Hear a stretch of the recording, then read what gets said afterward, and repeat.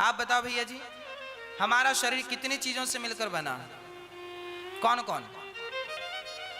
हवा और पानी और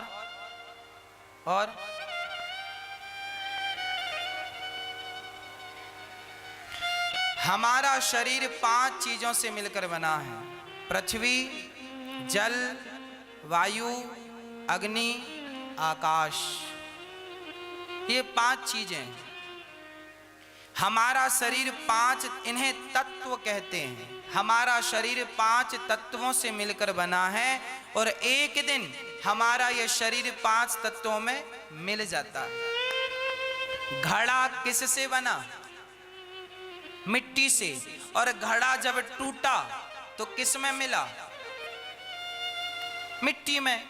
घड़ा मिट्टी से बना था, टूटा, मिट्टी में मिल गया। शरीर 5 तत्वों से बना था, लोगों ने चिता पे रख दिया या जमीन पे गाड़ दिया तो 5 तत्व 5 में जाकर मिल गए। पृथ्वी तत्व पृथ्वी में, जल तत्व जल में, वायु तत्व वायु में, अग्नि तत्व अग्नि में, आकाश तत्व। अब बताओ मरा कौन? क्या 5 तत्वों से बने हुए शरीर को 5 तत्वों में मिल जाने का नाम मृत्यु है क्या? बताओ फिर मृत्यु किसे कहते हैं? कौन मरता है? आपका शरीर 5 तत्वों से बना, 5 में मिल गया। अब क्या बचा आपके पास? बताओ अब क्या बचा आपके पास? क्या बचा? आप दोनों को आज सारा उत्तर देना। 3, ब्रह्मा विष्णु महेश। बताओ, शरीर 5 तत्वों से बना, 5 में मिल गया। अब क्या बचा? क्या बचा? आत्मा बची। आत्मा कौन है? कहां से आती है? कहां चली जाती है? इसका स्वरूप क्या है? इसका अस्तित्व क्या है? कभी विचार किया आपने? भाई आपके शरीर से आत्मा निकल गई तो आप में क्या बचा? कुछ नहीं। मिट्टी। लोग कहते हैं मिट्टी जा रही है, मुर्दे को मिट्टी कहते हैं। लोग कहते हैं मिट्टी जा रही है ना? हम मिट्टी हैं। हमारा 5 तत्व 5 में मिल गया, आत्मा निकल गई। अच्छा, ये आत्मा क्या थी? क्या स्वरूप है इसका? अच्छा, लाइफ लाइन यूज कर रहे हैं।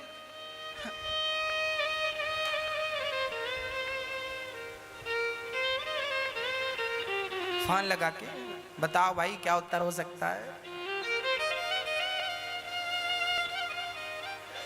आत्मा क्या है? इसका स्वरूप क्या है? ये बात समझ में आ जाए ना मेरी मां, इसी को कहते हैं ब्रह्म ज्ञान। आत्मा एक्चुअली परमात्मा का स्वरूप है। कैसे? जैसे आपने दर्पण देखा होगा, जब आपके सामने दर्पण आता है तो आपका उसमें चित्र दिखता है। उस चित्र को क्या कहते हैं? दर्पण में जो दिखता है वो आप हैं या आपका प्रतिबिंब है? क्या है वो? वो आप नहीं है, वो आपका प्रतिबिंब है।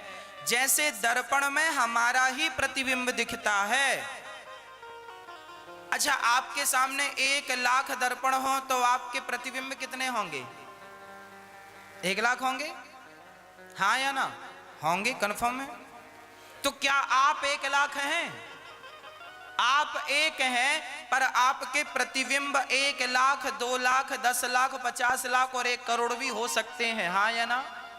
जैसे आप एक हैं पर आपके प्रतिबिंब अनेक हो सकते हैं, उसी प्रकार परमात्मा एक है, उसी के प्रतिबिंब का नाम आत्मा है। वही प्रतिबिंब हम सबके भीतर है। वही प्रतिबिंब हम सबके भीतर है। और वह प्रतिबिंब निकल जाए, कांच टूट गया, दर्पण टूटा, आपका प्रतिबिंब खत्म, कहां चला गया? प्रश्न खड़ा हुआ। आपका प्रतिबिंब अभी दर्पण में दिख रहा था, अब नहीं दिख रहा है, कहां चला गया?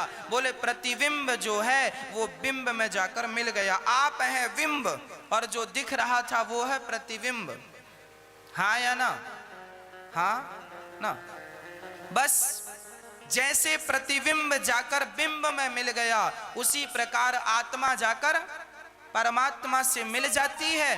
और शरीर 5 तत्वों से बना है, 5 में मिल जाता है, आत्मा परमात्मा में। अब प्रश्न खड़ा हुआ, महाराज जी फिर हमने जो पाप और पुण्य किए हैं वो कौन भोगेगा?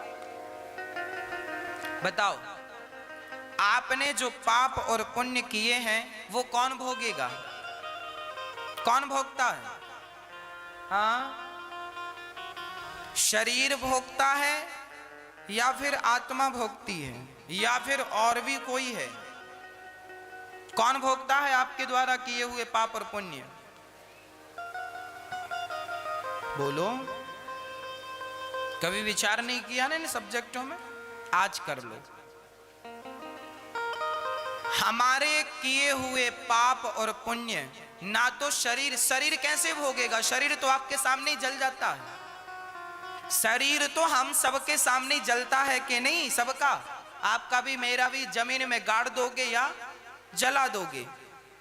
शरीर पाप पुण्य नहीं भोगता क्योंकि वो हमारी आंखों के सामने नष्ट हो जाता। आत्मा भी पाप पुण्य नहीं भोगती क्योंकि गीता में लिखा, नयनम छिंदन्ति शस्त्राणि नयनम दहति पावका।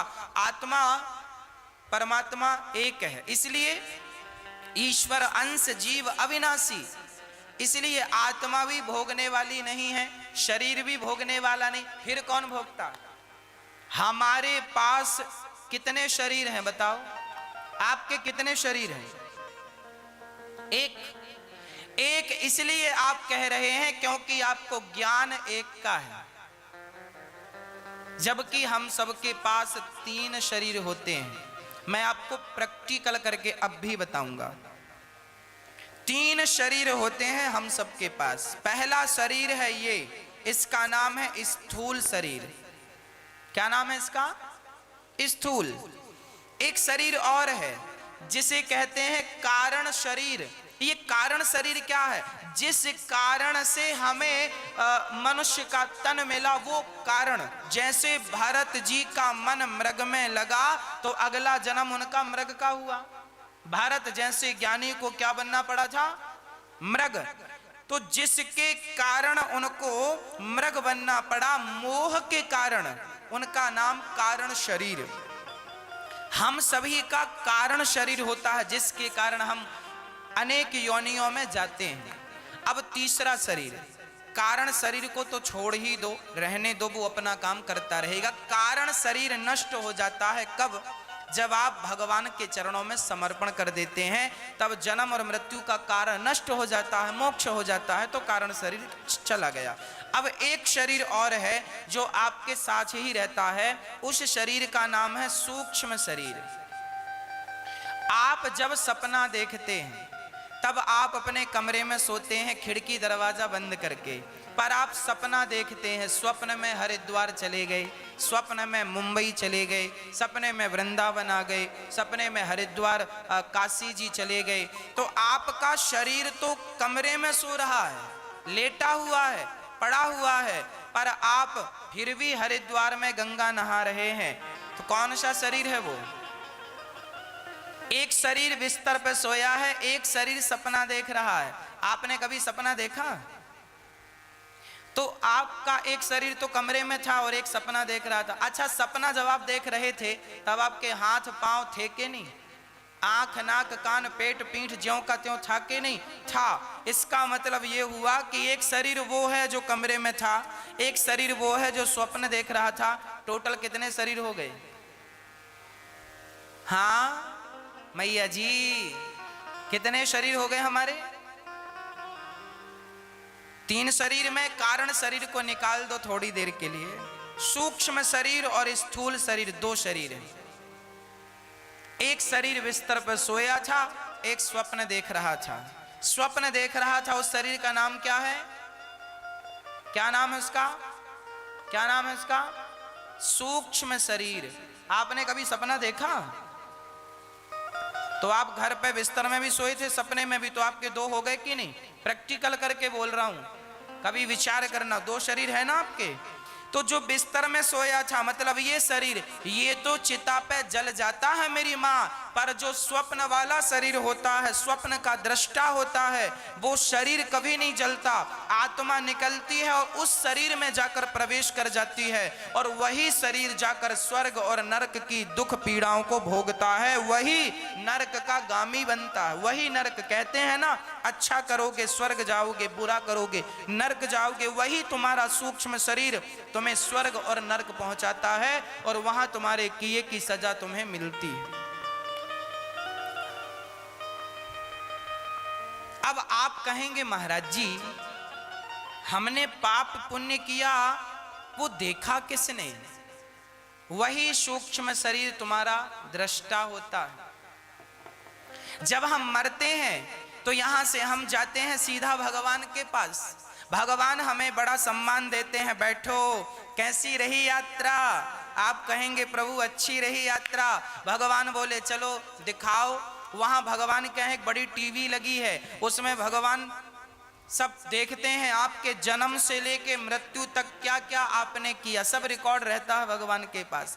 जन्म से मृत्यु तक सारी चीजें देखते हैं। आपने जितना पुण्य किया, जितना पाप किया, सब दिखता है। भगवान कहते हैं देख, तुझे इसलिए भेजा था, तू किसी के साथ गलत कर रहा है, गलत व्यवहार कर रहा है।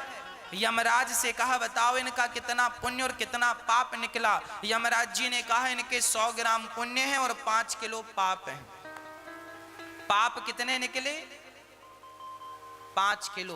पुण्य कितना निकला? 100 ग्राम। आपने जितना पाप किया है, जितना पुण्य किया, सब टोटल किया भगवान ने, तो पाप ज्यादा निकला, पुण्य 5 किलो पाप निकला।